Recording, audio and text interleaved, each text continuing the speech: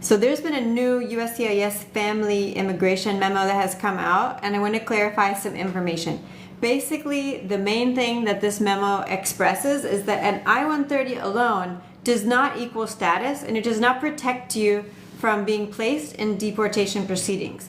Now, that rule has not changed. It's not anything new. We have seen that in this administration, people have been detained for just filing an I-130 on its own, and people have been placed in proceedings even if they have filed an adjustment of status, if they have been arrested for a criminal arrest or anything else. So what has changed with this new memo? Basically, it was just memorialized some of the changes and some of the slight changes in policy that this administration has taken as to I-130 and family petition cases.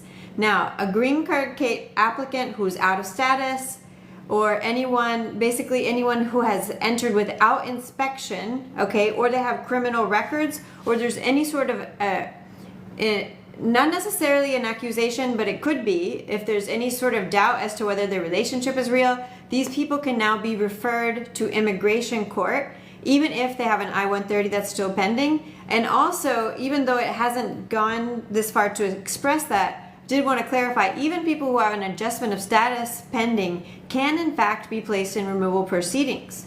Okay, now everything depends, it's a case-by-case basis, but who's at risk? It's going to be people who entered without inspection and they filed an I-130 on their own, and usually it's because their case got denied, but it doesn't have to be. Immigration has detained people just because they had some sort of a criminal arrest and they were at an I-130 interview.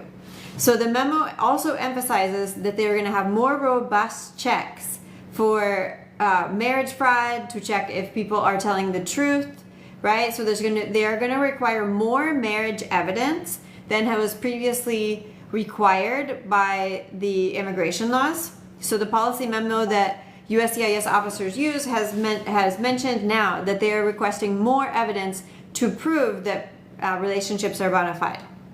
Okay, now, and they will even require more if the person is already in immigration proceedings. So the bottom line is, if someone has an I-130 pending and no immigration status, they can still be arrested or placed in immigration proceedings. You should talk to an immigration attorney to know, is it a good idea to file this case, yes or no?